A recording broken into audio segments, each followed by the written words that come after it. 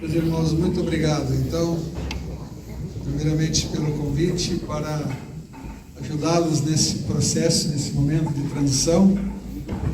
É um momento certamente de muita emoção, não é? Depois de 14 anos, quase 14 anos, meu amigo, pastor Paulo, encerra seu ministério nessa igreja. Como eu disse na reunião de direção, no mundo empresarial, no mundo corporativo, as pessoas são substituídas. Na igreja não, as pessoas não são substituíveis, elas são únicas. Cada ministério é único, mas os ciclos se encerram e os ciclos recomeçam também. Então, estamos agora a iniciar um pequeno ciclo comigo, não é? Por mais 6 meses, mais ou menos, até que o pastor Gabriel Venturini assuma a igreja. E eu terei imenso prazer em poder ajudarmos nesse tempo. Estou à vossa disposição. Como os irmãos sabem, eu pastoreio a Igreja Batista de Torres Vedras, a igreja que é filha dessa igreja, não é?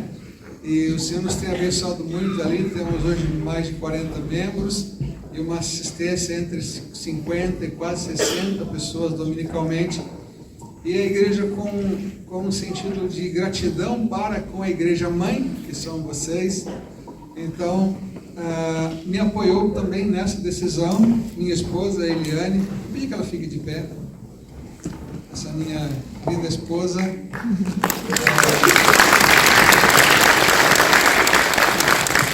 E repitam comigo, Eliane. Esse é o nome dela, tá bem? Às vezes as pessoas se referem à esposa do pastor, mas ela tem um nome, e é a Eliane. E nos sentimos muito gratos, então, a Deus por nos proporcionar essa experiência de ajudarmos uma igreja no processo de transição. Mas os irmãos devem saber das minhas limitações. Nós temos ali a igreja que está em funcionamento, em Torres Vedras, e a minha disposição é de estar convosco a cada primeiro domingo de cada mês para celebrarmos a ceia juntos, e a cada segunda e quartas-feiras de cada mês estarei ali na igreja a partir das 17 horas para aconselhamento, para conversas, enfim, além também do acompanhamento com a direção estatutária e também com a direção largada. Isso é o que nós podemos agora fazer, mas também estarmos disponíveis para todas as eventualidades e necessidades que a igreja tiver. Entenda, nós vamos precisar caminhar juntos. Todos nós precisaremos caminhar juntos até a solução que Deus já deu, não é? Mas ainda não está em vigor, que é a vinda do pastor titular para essa igreja. E eu preciso contar com o vosso apoio e podem também contar com o meu apoio. Mas é muito importante que no momento de transição a igreja se volte para a sua essência. Eu quero pedir que os irmãos abram agora as suas Bíblias em 1 Pedro, capítulo 5. 1 Pedro, capítulo 5, capítulo 2, de 5 a 10. 1 Pedro, capítulo 5, dos versos 5 a 10. E nós vemos assim: vós também, como pedras vivas, sois edificados como casa espiritual para ser sacerdócio santo, a fim de oferecer sacrifícios espirituais aceitáveis a Deus por meio de Jesus Cristo. Por isso a Escritura diz: põe em Sião uma pedra angular, eleita e preciosa. Quem nela crer não será desapontado. Assim, para vós os que credes, ela é preciosa, mas para os descrentes, a pedra que os construtores rejeitaram foi colocada como a principal e pedra angular, e como pedra de tropeço, e rocha que causa a queda, porque eles tropeçam na palavra por serem desobedientes, mas para isso também foram destinados. Mas vós sois geração eleita, sacerdócio real, nação santa, povo de propriedade exclusiva de Deus, para que anuncieis as grandezas daquele que vos chamou das trevas para a sua maravilhosa luz. Antigamente não erais povo, agora sois povo de Deus. Não tinhais recebido misericórdia, agora recebestes misericórdia. É importante nós pensarmos sobre a essência da igreja. Essa é uma igreja local, tem seu endereço, tem sua morada, mas ela faz parte de um plano muito maior de Deus, que é ser igreja do Senhor Jesus Cristo. Nós temos vários textos no Novo Testamento que nos indicam isso. Jesus é o cabeça da igreja. Esse texto fala que ele também é o alicerce da igreja. Então, ele é a nossa base e também a nossa cabeça. A história do pastor Paulo nessa igreja foi muito boa, muito importante, né? Dele e da Suzana, sua esposa. Ele foi também muito importante na minha própria vida, não é? Me lembro que quando estávamos para vir para Torres Vedras, eu entrei em contato com ele. Ele estava no seu período o seu período sabático, mas mesmo assim me atendeu e começamos a conversar, e Deus o usou para que as coisas acontecessem ali em Torres Vedras. A igreja vai ficar sem o seu amado pastor, mas não vai ficar sem o cabeça da igreja. A igreja vai dar a Deus a uma família muito querida, que foi o sustentáculo da igreja durante muito tempo, mas não vai ficar sem o alicerce da igreja, que é Jesus Cristo.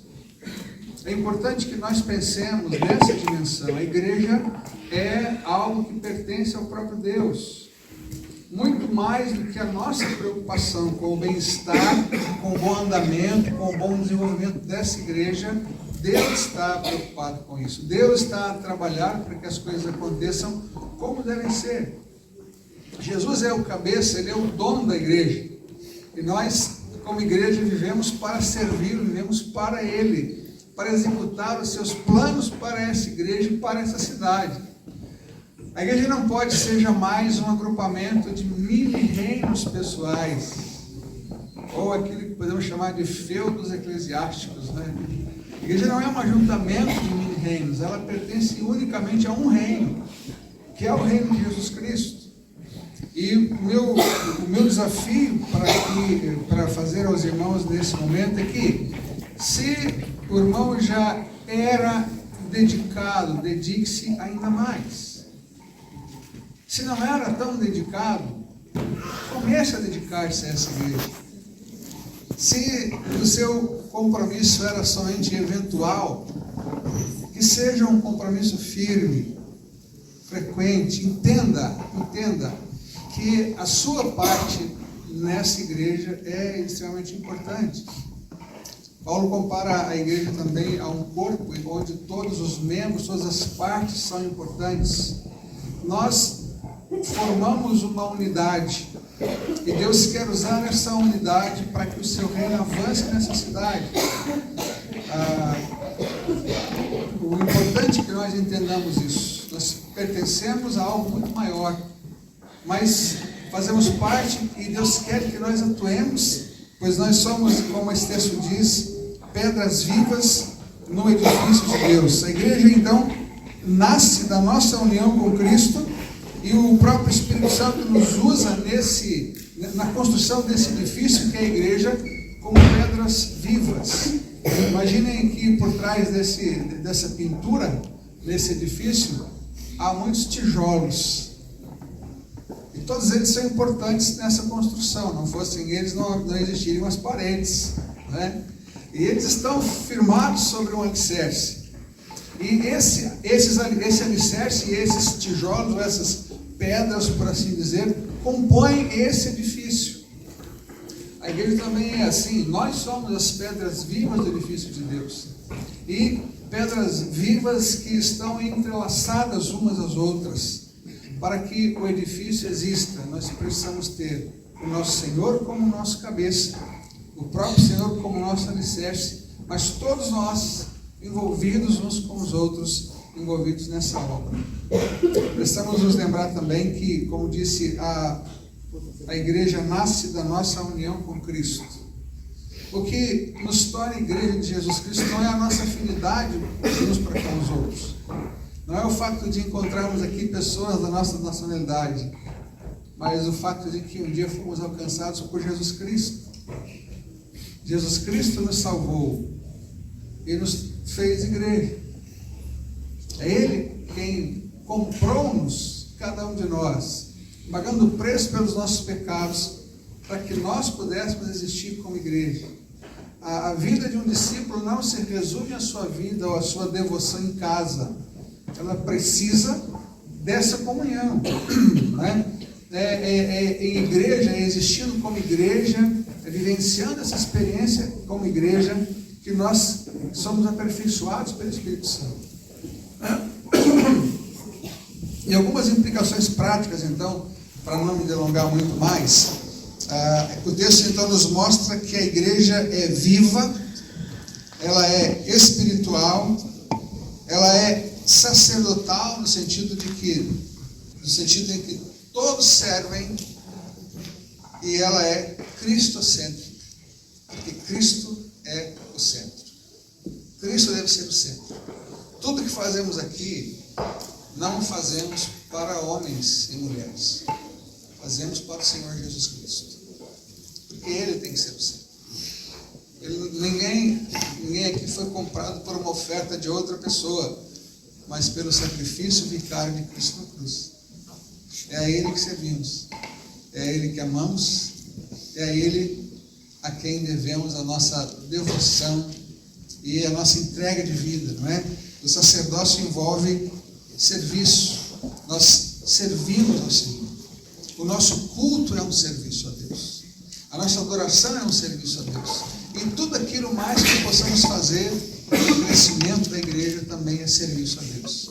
Portanto, meus queridos irmãos, me apresento humildemente como quem quer ajudá-los nesse processo, mas todos precisamos estar envolvidos de uma maneira bastante dedicada, né? Todos precisamos ter em mente a nossa parcela de responsabilidade na edificação desse corpo, no avanço do reino nessa cidade, para que o Senhor realmente possa ser glorificado através das nossas vidas, através dessa igreja. Eu espero que possa contar convosco. Amém? Amém. Amém. Graças a Deus. Eu encerro aqui a minha palavra mais uma vez com muita gratidão ao Senhor por essa experiência, não é? Eu sou pastor há 33 anos, mas nunca fui pastor interino. É uma experiência nova, mas com a vossa ajuda conseguiremos, não é? Penso que sim, Deus está também nesse processo todo, é Ele que está a mover as coisas, eu creio assim. E nós vamos orar então mais uma vez, mas eu não posso deixar de dar mais uma palavra de muita gratidão ao pastor Paulo Francisco, meu amigo que o reino me trouxe, não é? Porque nos conhecemos no exercício do ministério. E que Deus o abençoe poderosamente com a Suzana e com os filhos também.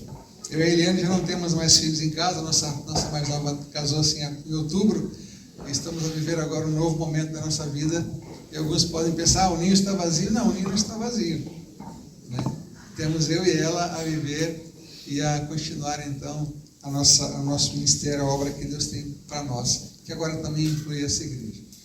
Vamos orar, meus irmãos. Amado Deus, nós te agradecemos por esse momento de gratidão ao Senhor pela vida do pastor Paulo Francisco, de sua esposa, de seus filhos. Te agradecemos, Senhor Deus, porque a igreja reconheceu a Deus o valor dele, reconheceu todos os seus préstimos e trabalhos realizados durante esses quase 14 anos.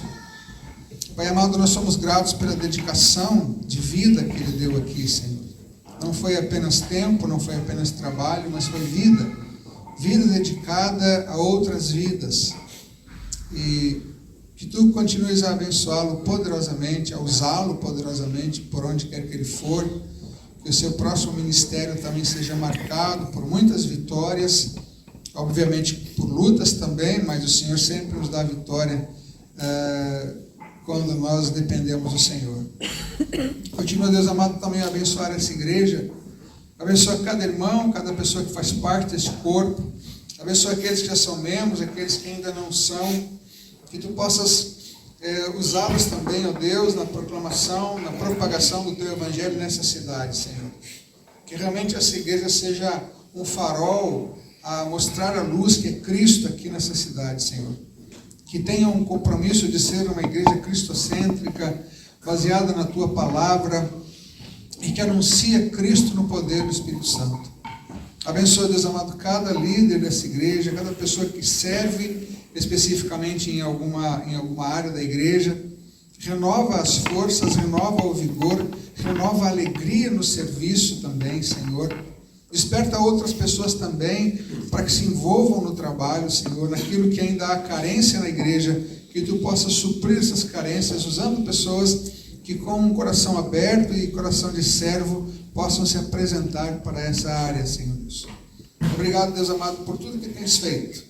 E que possamos caminhar a passos firmes, ó Deus, na Tua direção, discernindo sempre a Tua vontade, discernindo sempre aquilo que Tu queres que essa igreja faça, a maneira como Tu queres que essa igreja caminhe, Pai. Que seja esse o nosso desejo, que seja esse o nosso objetivo.